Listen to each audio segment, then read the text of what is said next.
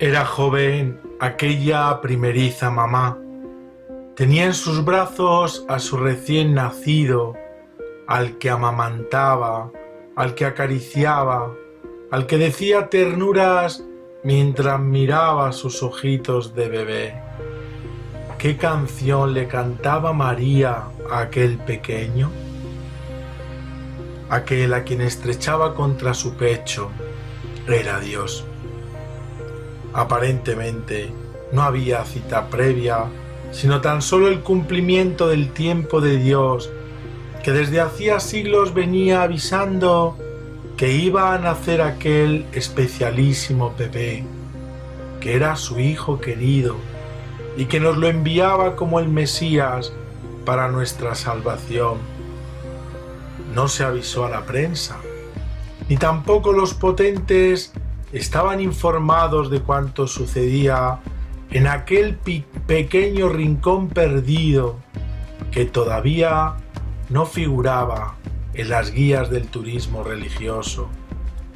Unos se empeñaban en esperarle en los foros de los doctos, otros quizás en los fortines de la soldadesca, otros entre los poderosos de entonces y los de siempre. Pero no era ese el plan, y nadie, casi nadie se enteró. Pero no por ello él dejó de venir, no por ello dejó que sucediera aquel milagro.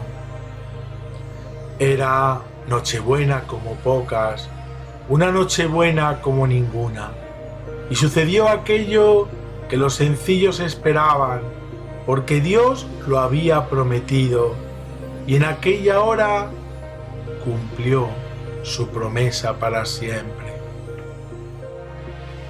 Dios se ha hecho hombre. Dios se ha hecho historia nuestra, capaz de brindar nuestros gozos y sollozar con nuestro penar. Para decirnos lo eterno, quiso aprender nuestra lengua a fin de balbucirnos un amor que no caduca, una paz que no claudica y una fidelidad que nunca traiciona. Verbum caro factum est. La palabra se hizo carne.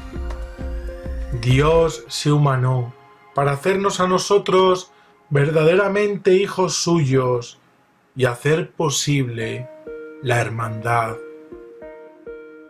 Dios se hizo carne para hacer posible una nueva humanidad, hacer posible que todas las hambres y sedes del corazón del hombre y de la mujer fueran saciadas.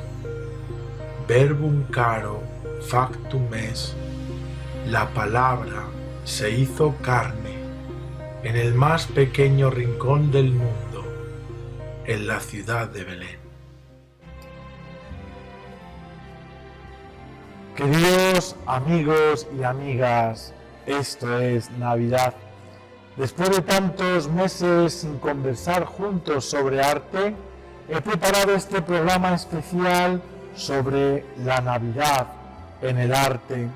Poder recorrer juntos esta historia apasionada y apasionante en el que el niño Dios vino al mundo y sobre todo cómo los artistas a lo largo de la historia lo han representado a fuerza de cincel, de pincel y de color.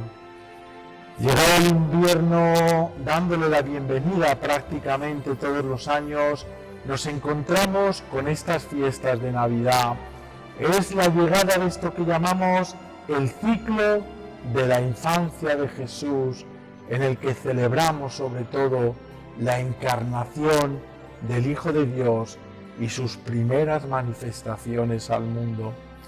Una manifestación que en el lenguaje religioso, teológico, en el lenguaje litúrgico y por tanto también artístico, llamamos la Epifanía. Epifanía que celebramos como liturgia cada 6 de enero en la Iglesia de Occidente y en el que la Iglesia de Oriente cada 6 de enero celebra todos los acontecimientos de la Navidad, aunque bien sabemos que la Epifanía tiene 3 momentos o 3 epifanías, que es la adoración de los magos, la primera manifestación del Niño Dios a todo el mundo, la segunda, el bautismo de Jesús de manos de Juan en el río del Jordán, donde va a manifestarse Jesús, sobre todo a los judíos, y una tercera manifestación, una tercera epifanía, con la que se va a mostrar ya en la vida pública, va a comenzar su vida pública y que será las bodas de Caná. Las fuentes que veremos que utilizan los artistas es sobre todo pues lo poquito que tenemos en los evangelios, especialmente en el de Mateo, en el de Lucas, y otras fuentes que llamamos apócrifas, que aunque la Iglesia no aceptó, porque así es, no son revelados, no son canónicos, sin embargo son textos preciosos que nos ayudan a comprender, ayudaron a los artistas a representar muchas de las cosas que en los evangelios no se contenían precisamente de la infancia de Jesús. Estas fuentes, por desgracia, al menos para mí, especialmente las apócrifas, hubo un concilio que fue el Concilio de Trento que en una pobreza, a veces, según mi manera de ver, pues prohibió tantas cosas por miedo al protestantismo. Y una de las cosas que prohibió el Concilio de Trento allá por el año 1545-1546 fue la utilización precisamente de estas fuentes apócrifas, ¿no? Dando pues una pobreza también a la iconografía, ¿no? Será después otra vez donde volvamos a descubrir pues toda esta riqueza de estos textos, ¿no?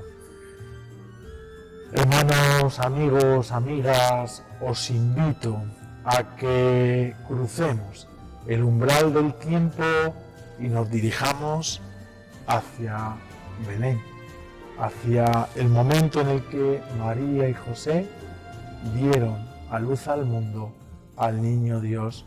Un tiempo en el que los artistas nos van incluso a hacernos contemporáneos con Jesús.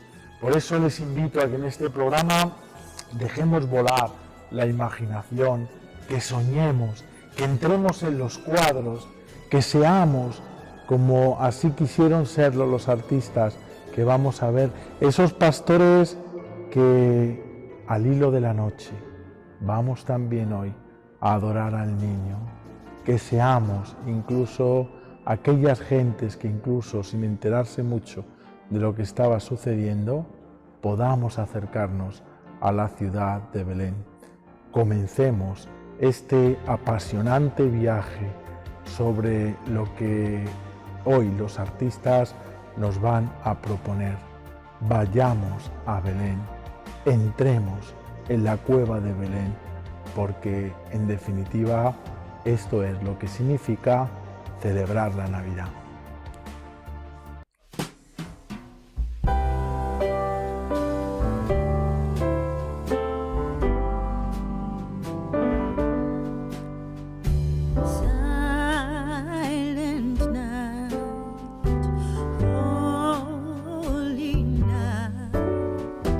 All is bright.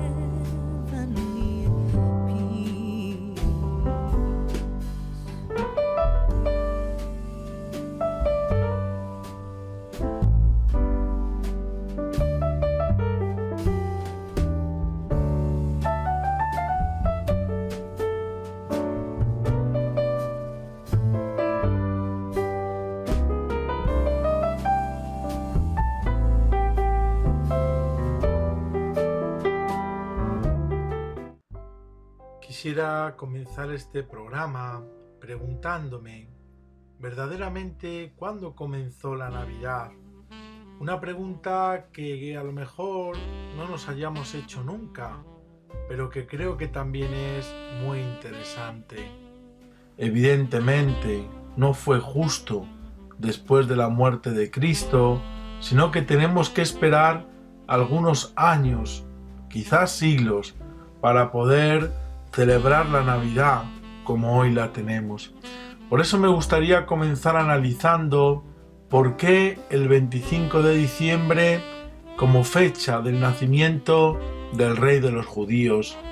En primer lugar, decir que en ningún manuscrito oficial o no se nos habla de la fecha del nacimiento de Jesús, probablemente porque cuando nació no era costumbre celebrar los cumpleaños, como ahora lo es. El único texto oficial que nos habla de este nacimiento de Jesús es el Evangelio de Lucas, en el que se nos menciona cuándo nació Jesús. En el Evangelio, en el capítulo 2, versículo 8, se nos dice: los pastores se hallaban con el rebaño al aire libre y el cielo se encontraba despejado y poblado de estrellas. Según este dato, por lo tanto, Jesús pudo nacer quizá en primavera, época en la que también se celebra la Pascua. La Iglesia cristiana no concebía que ambos hechos se celebraran en la misma fecha, por lo que se movió hasta el 25 de diciembre, para que no coincidieran, y también porque en un tratado anónimo sobre solsticios y equinoccios se afirma que Jesús fue concebido el 8 de las calendas de abril, que sería nuestro 25 de marzo, que suele coincidir con la Pasión. ¿Por qué en primavera? Porque nos da este detalle que parece algo que no tiene importancia el Evangelio de Lucas, pero que realmente nos da un contexto de cuándo, y es cuando los pastores estaban afuera con el rebaño. No podía ser ciertamente en el invierno. Es decir, según lo que estamos diciendo, Jesús pudiera ser concebido el mismo día en el que murió. Si se hacen los cálculos oportunos, tras 9 meses de embarazo, se llega al mes de diciembre. También se ha relacionado esta fecha con festividades paganas de los pueblos de la antigüedad que durante el solsticio de invierno festejaban el final de la oscuridad frente a la luz. Es decir, los días comenzaban a hacerse más largos. Estas festividades, que son el Natalis Solis Invicti, o lo que llamamos nacimiento del sol invicto, que celebraban ya los romanos el 25 de diciembre, identificándolo con Apolo y Helios en Grecia y Roma o Mitra para los persas, o las Saturnalias, que eran esas fiestas en honor a Saturno en las que se paralizaba toda la actividad y se intercambiaban regalos, también en esos días en torno al 25 de diciembre. Por eso vemos cómo en las primeras representaciones, como la que tenemos ahora en nuestra pantalla, se va a identificar a Cristo como el sol del mundo, y encontramos una alegoría de Cristo como Dios solar o sol invicto en el mosaico, por ejemplo, de esta bellísima tumba del Papa Julio I que encontramos en la Gruta Vaticana, en la Basílica de San Pedro. Por eso, coger el 25 de diciembre era, según muchos, cristianizar y dar contenido teológico a esta fiesta del sol invicto, que no es otro que Cristo el Señor. Pero no será hasta el siglo III cuando aparezca esta fecha en un documento, porque no está incluido en las listas cristianas, por ejemplo, el 25 de diciembre como nacimiento de Jesús, de las festividades cristianas de Irineo, por ejemplo, del Papa León II, y en la de Tertuliano, que fue un filósofo tunecino, de finales del siglo II, principios del III, que son las listas de fiestas más antiguas que conocemos.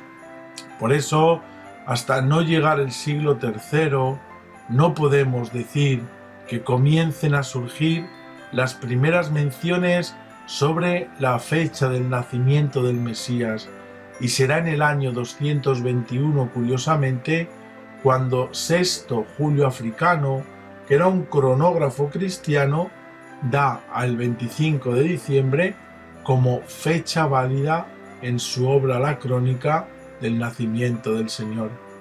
Habrá que esperar al año 350 hasta que un papa, que fue, fijaros, Julio I, ya estamos hablando, fíjense, del siglo IV, fije para la Iglesia de Occidente la fecha de la Navidad el 25 de diciembre en vez del 6 de enero, que era la que se celebraba y se sigue celebrando aún hoy en la Iglesia Oriental, separándola de la primera Epifanía, de la primera manifestación, de tal manera que en Occidente quedaría el 25 de diciembre como la primera Epifanía, que es el nacimiento de Jesús, y el 6 de enero como una segunda Epifanía que solemos celebrar con lo que comúnmente llamamos la fiesta de los Reyes. Tomó esta fecha este papa porque coincidía con el solsticio de invierno en el calendario juliano, aunque no sería hasta el 354 que se hiciera oficial gracias a su sucesor, el Papa Liberio I, que fue realmente quien lo decretó. Otra cosa muy curiosa en este programa que vamos a ver es que también es muy probable que Jesucristo no naciese en lo que llamamos hoy el año cero.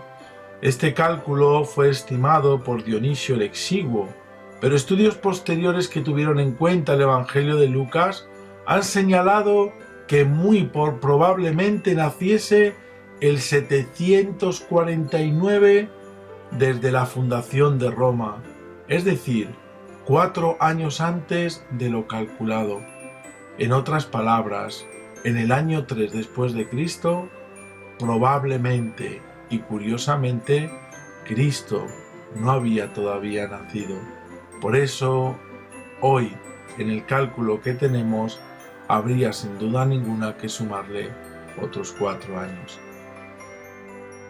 Yendo ya al tema pues que nos ocupa, que es ver un poco ya no solo este tema, al menos a mí apasionante, de la fecha, cuándo, cómo, aunque para la antigüedad no era tan importante como lo es ahora para nosotros, pues es ver cuándo surgen esas primeras representaciones que tienen que ver con los temas relacionados con la infancia de Jesús. Tenemos que esperar también hasta el siglo III, hasta ese siglo no tenemos al menos nada conocido de ninguna representación de la infancia de Jesús, ¿no? Y como siempre, como es el origen del arte cristiano, no las encontramos en las pinturas de las catacumbas y en los relieves de los sarcófagos. El tema de la adoración de los magos, que es la escena curiosamente más figurada en la antigüedad. No será hasta el siglo IV que veamos una natividad, y del siglo V datarán algunos ciclos completos de la Encarnación, como lo vemos en los mosaicos del Arco Triunfal de Santa María la Mayor de Roma, que podemos decir que es el ciclo entero pues más antiguo de lo que llamamos la Encarnación. Algo curioso, ¿verdad? Simplemente hasta el siglo V pues tenemos alguna representación pues más o menos aislada, puntual, sobre algún tema de la infancia de Jesús, pero un ciclo como tal pues tendríamos que esperar a este tan bonito de Santa María Mayor. Es la Alta Edad Media cuando el ciclo de la Natividad se retomará, y gracias a los apócrifos se va a configurar los motivos iconográficos que distinguen cada una de las escenas, ¿no? Esto es muy importante porque fijaros, de los evangelios, de los textos canónicos, prácticamente no tenemos nada de cómo fue pues este nacimiento de Jesús, ¿no? Son todos estos escritos apócrifos que son pues también relatos muy antiguos sobre la vida de Jesús que la Iglesia pues después de un largo estudio científico ciertamente, pues no los dio como canónicos, que es lo que nos va a ayudar a los artistas a pintar cuadros que hoy vemos tan conocidos, ¿no? Lo podemos ver, por ejemplo, en las decoraciones escultóricas aplicándose a las diferentes zonas de los templos, portadas, capiteles del interior y de los claustros. En los escasos restos de pintura románica que se conoce, también podemos admirar fragmentos de la infancia de Cristo, como en San Miguel de Gormaz. También las artes aplicadas, musivaria o eboraria, es decir, en mosaicos y trabajos de marfil.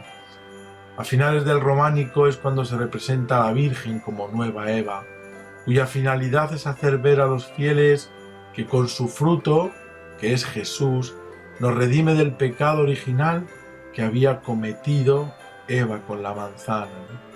Es muy bonito ver cómo muchas vírgenes del románico tienen a Jesús en un brazo y en la otra mano, un fruto, para hacer este contraste entre Eva y María como la nueva Eva.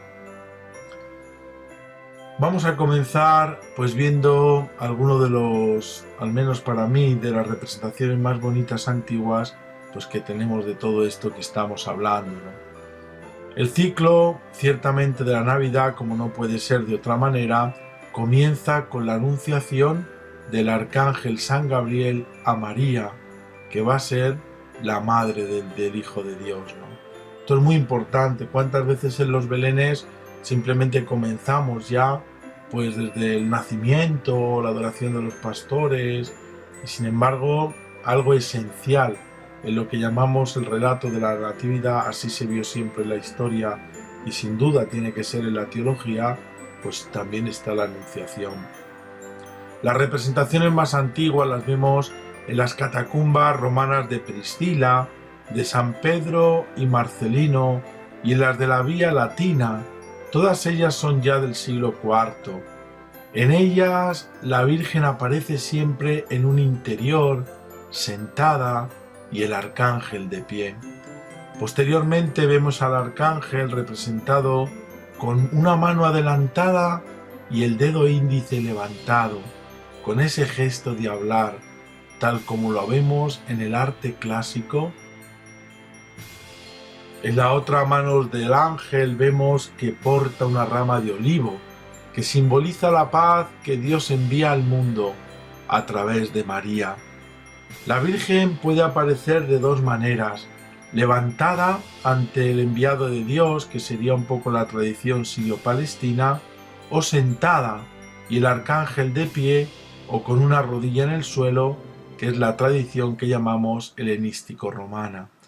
A veces se representa a San José en esta escena, narrando dos hechos en uno.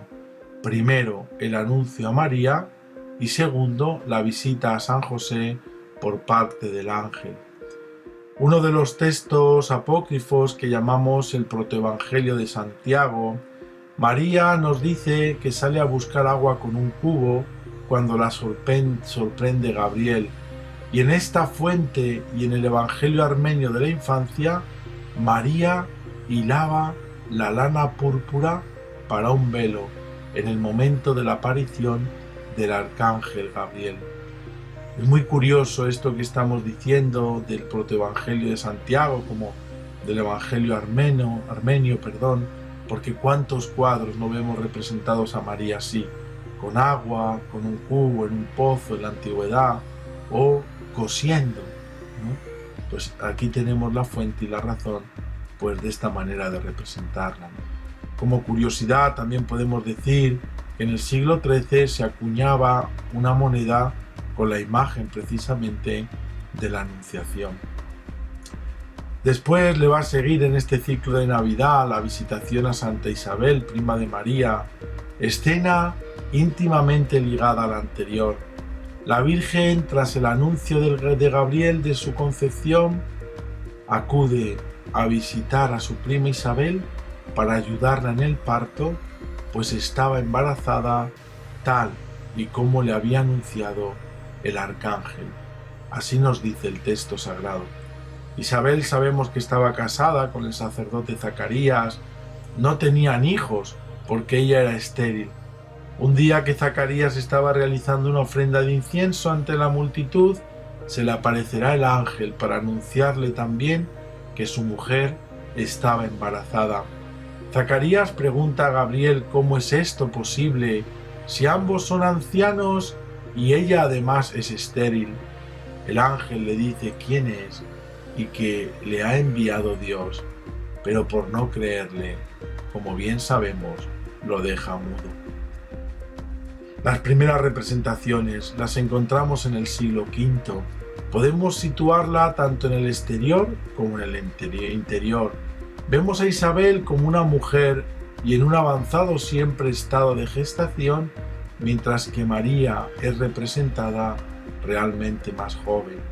Hay también dos maneras de representar la escena: María e Isabel, que avanzan al encuentro la una de la otra, que es de herencia griega, o ambas primas que se funden en un abrazo, que es ciertamente de origen sirio. Y llegamos al ciclo o tema central dentro de este ciclo de la infancia de Jesús, el nacimiento del Hijo de Dios. Las primeras representaciones las encontramos en los sarcófagos paleocristianos del siglo IV.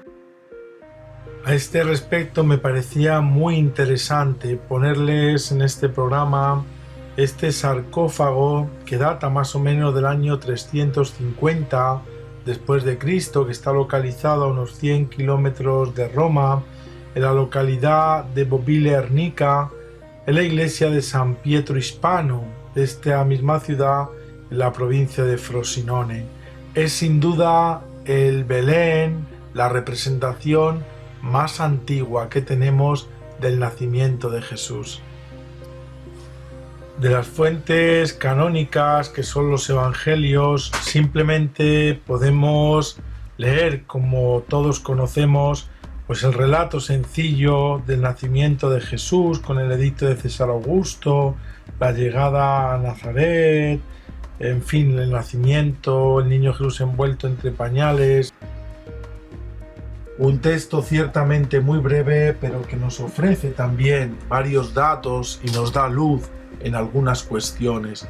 Vemos por tanto cómo, según el Evangelio de Lucas, fue el año que César Augusto mandó hacer el censo, cuando José acudió con María a Belén para empadronarse, ya que eran naturales de allí. María se puso de parto, y al nacer el niño lo envolvió en pañales y lo echó en un pesebre, porque, nos dice el evangelista, no encontraron sitio en ninguna posada. Esto es todo lo que se dice del nacimiento de Jesús en los textos bíblicos.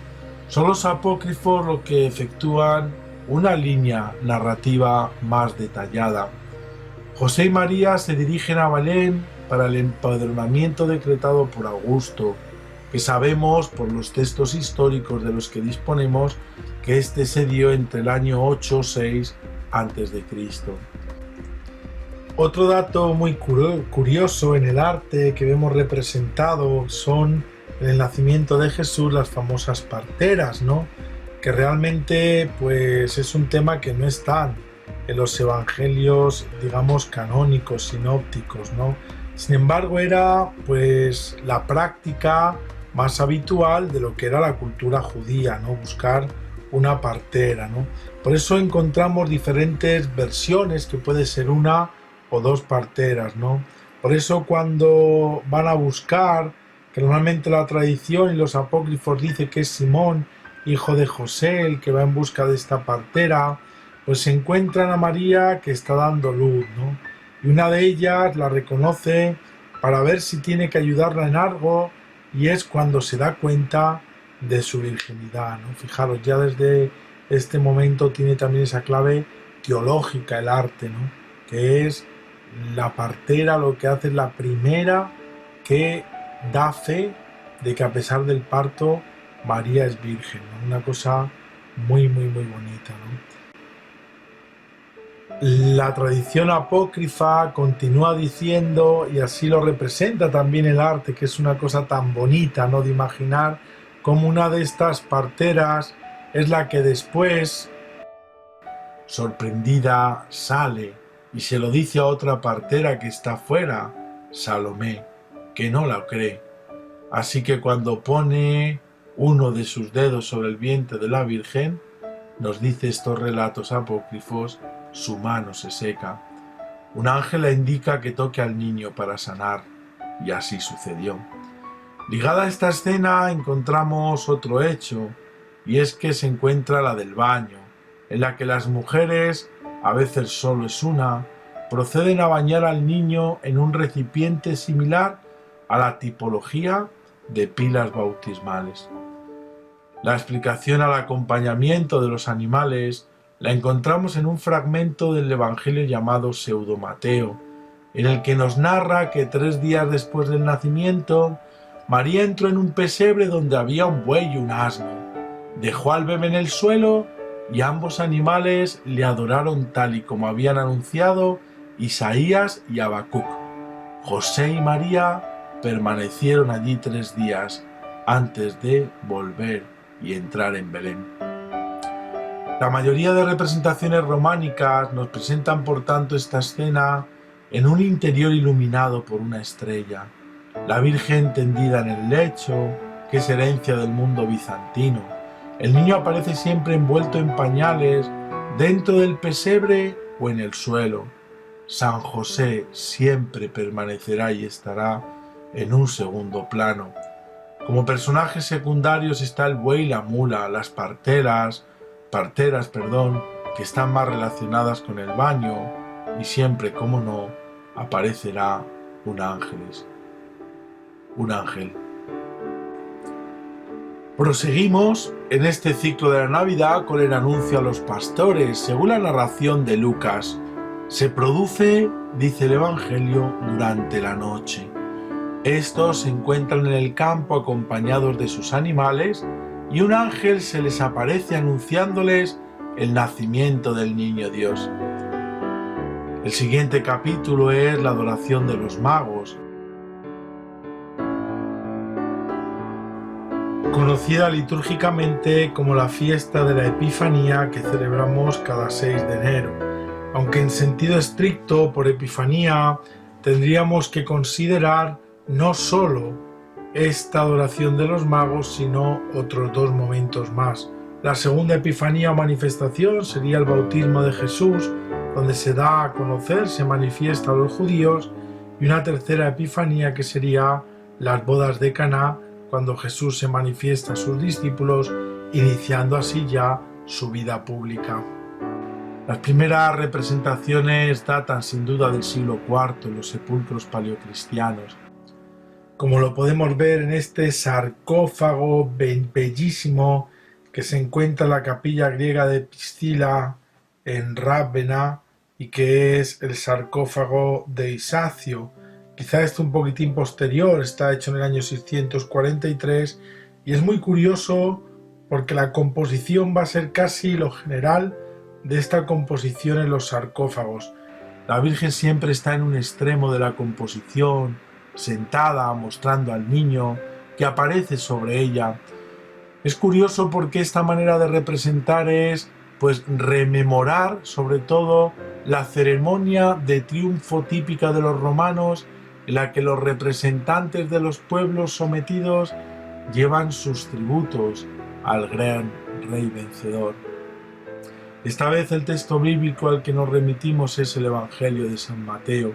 Es el único que se nos narra que Jesús nació en Belén de Judea, en tiempo del rey Herodes, y que unos magos de Oriente se presentaron en Jerusalén preguntando por el rey de los judíos que acababa de nacer.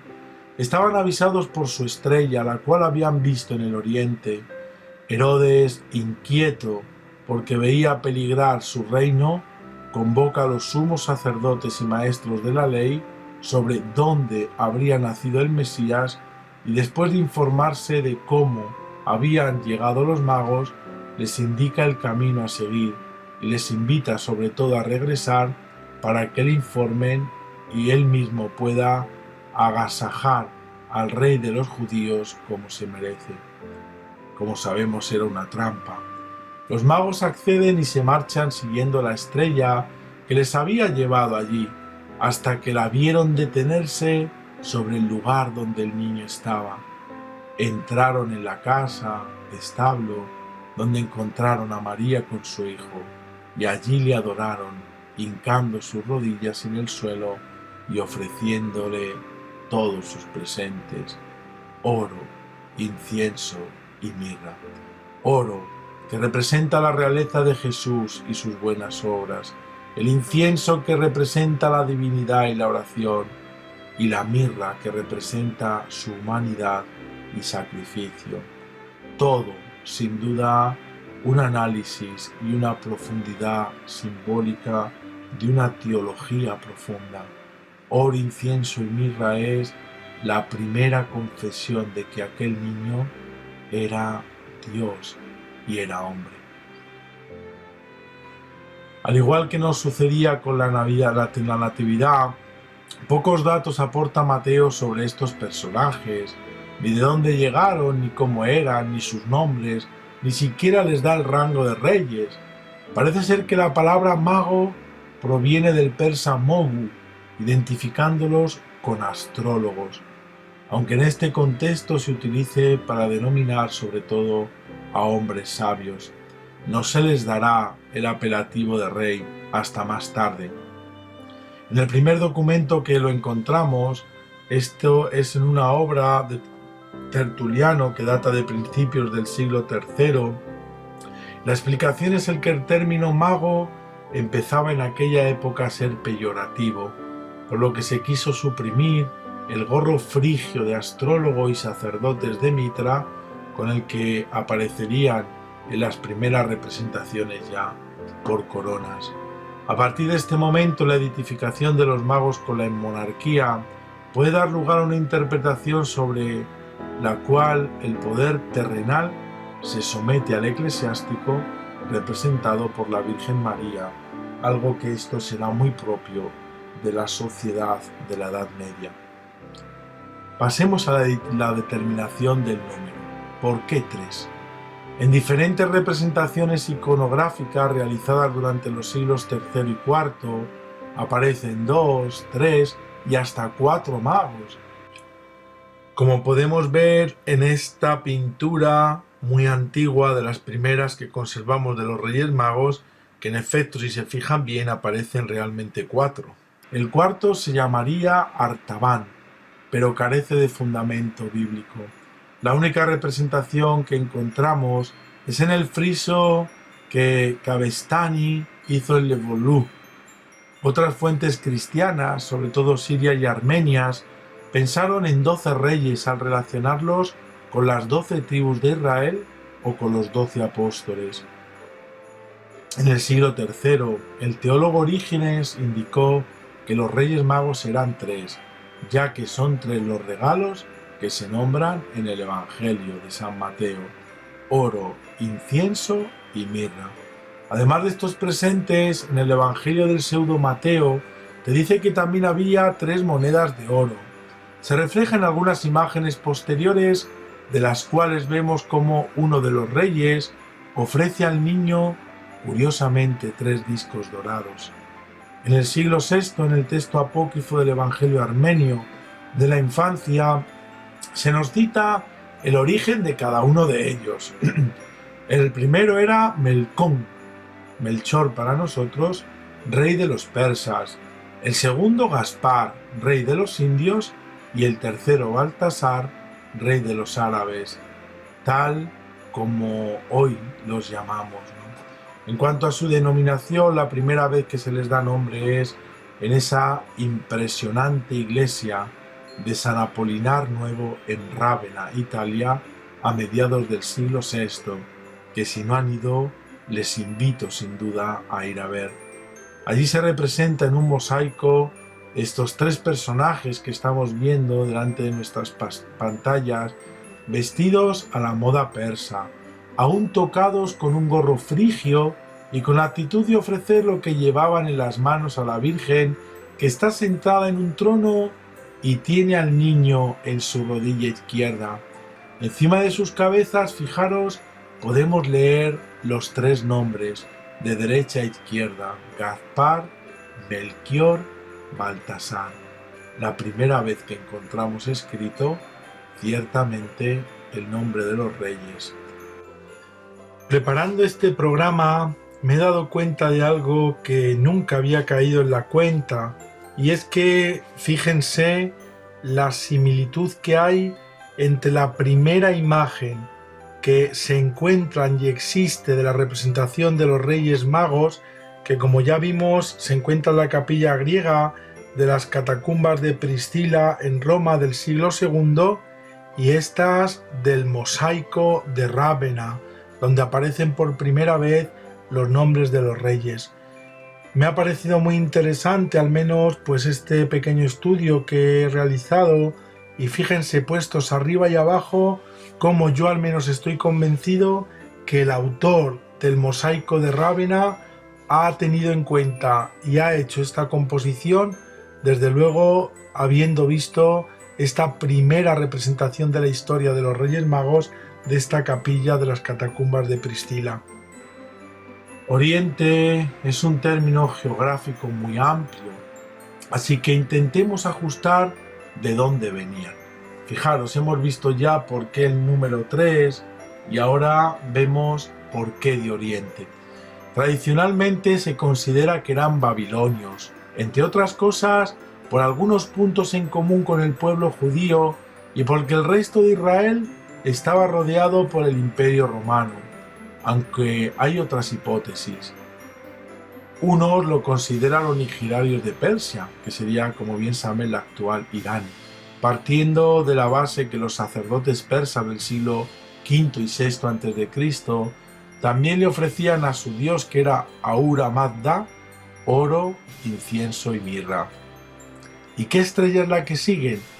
Mateo relaciona el nacimiento de Jesús en Belén con la aparición de una estrella particularmente luminosa en el cielo de Palestina. Mateo, en el capítulo 2, versículo 2, dice: ¿Dónde está el que ha nacido el Rey de los judíos?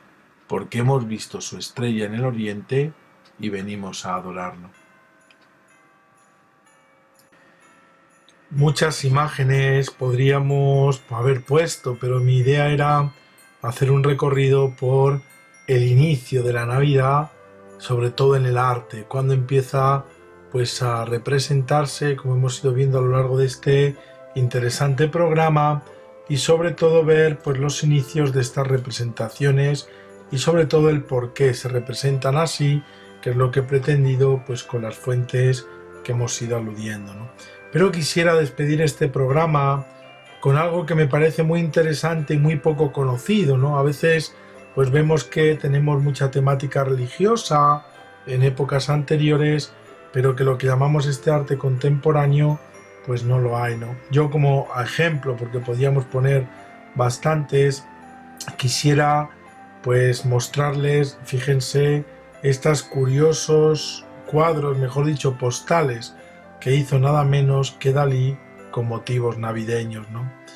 He cogido a Dalí, ¿por qué? Porque, como bien sabemos, es uno de los pintores españoles que más ha dado que hablar, tanto por su originalísima e inquietante obra como por su complicada personalidad, ¿no? Los resultados de sus aproximaciones artísticas a diversos temas, tales como la guerra, la sexualidad, la muerte, siempre han producido controversias, y por eso no sucedería de distinta manera con otro tipo de representaciones que, aunque más festivas, como pudieran ser estas de Navidad, también resultaron indigestas para los delicados estómagos que poblaban el mundo del arte a mediados del siglo XX, cuando desarrolla su vida y su carrera el gran Salvador Dalí, ¿no? Y es que la Navidad, según Dalí, puede convertirse sin duda, viendo las imágenes, en un plato demasiado fuerte. Sin embargo, la gran aproximación que hace el pintor de Figueres a esta temática navideña se produce sobre todo una década después de que este primer paisaje surrealista navideño viera la luz, como vemos en nuestras pantallas. Fue a finales de los 50 cuando Salvador Dalí crea la primera pieza de una serie de 19 tarjetas de Navidad realizadas por encargo de la compañía editorial Hachette Ibérica, la cual las enviaba anualmente a médicos y farmacéuticos de toda España para felicitarles las fiestas. Es de reseñar que en la felicitación de Navidad de 1958 podemos ver cómo Dalí toma para su representación elementos más propios de paisajes anglosajones o de la Europa central que de la tradición católica, ¿no? Como es el abeto, rompiendo así con la representación mediterránea del Belén y la ofrenda de los magos, ¿no? Aunque en honor a la verdad hay que decir que Dalí también trató temas religiosos de la Navidad, del nacimiento de Jesús, como al menos para mí estas dos joyas. Una, pues esta postal primera, yo creo que realizó en el año 1959, donde vemos una magnífica, impresionante, colorida, surrealista ciertamente, pues Natividad de Jesús, ¿no? Donde vemos muy bien representado la Virgen, San José, el niño, el paisaje, diferentes personajes, o esta otra también bellísima con los tres Reyes Magos que también representó y pintó Dalí, para estas postales navideñas. Ciertamente una joya. Otra interesante postal, la primera que él hace con estos motivos navideños, en este recorrido que estamos por coger un autor, ¿no? Podíamos haber cogido tantos otros, pero bueno, me parecía también, como he dicho antes, emblemático ver este tema navideño en Dalí. Una postal que hace en 1948, ¿no? Que él va a titular Noel, y que es un boceto que realizó para la portada de la prestigiosa y famosa revista Vogue, en el que podemos apreciar elementos muy característicos de esta pintura daliniana, ¿no? Tales como es la mágica simetría de los componentes o esa combinación interdependiente entre elementos arquitectónicos, naturales, que se van entremezclando, configurando ese paisaje muy de Dalí, que es hostil, desértico, apabullante, todo él, sin duda ninguna, con esta gran carga simbólica que tiene en su pintura. Ciertamente a mí me parece otra de las joyas de este gran pintor. Hasta aquí el programa de hoy. Espero que hayan disfrutado después de tanto tiempo sin conversar sobre arte. Hoy ha sido un programa muy especial en este tiempo de Navidad y hemos visto cómo ciertamente existen muchas formas de arte, pero todas tienen, al menos así lo creo yo, algo en común, que es la creación, el crear algo, dar nacimiento. En definitiva, somos creadores. Por eso el arte es capaz de liberar. Arte puede acceder a lo más profundo de nuestro ser y comunicárselo a otro. Con arte podemos expresar sentimientos, ideas, emociones, pensamientos, incluso banalidades, todo lo que uno quiera. Es verdad que incluso puede ser que no seamos artistas, pero todos tenemos la posibilidad, como en estos programas, de observarlo, de sentir el arte. Por eso la Navidad es reflejo de la creación con mayúsculas. La Navidad es reflejo de que es posible el poder expresar lo más inefable, lo más sublime, a través del cincel y de los pinceles. Por eso me gustaría terminar este programa con otra expresión artística que no es la pintura, la escultura, sino la poesía. Y con esta imagen de fondo, esta música y esta poesía, me quiero despedir de todos ustedes. Les deseo una feliz tarde y una feliz Navidad. La poesía es de Juan Ramón Jiménez. Jesús el dulce viene, las noches huelen a romero. Oh, qué pureza tiene la luna en el sendero. Palacios, catedrales, tienden la luz de sus cristales insomnes en la sombra dura y fría. Mas la celeste melodía suena fuera, celeste primavera, que la nieve al pasar blanda deshace y deja atrás eterna calma. Señor, del cielo nace, esta vez en mi alma.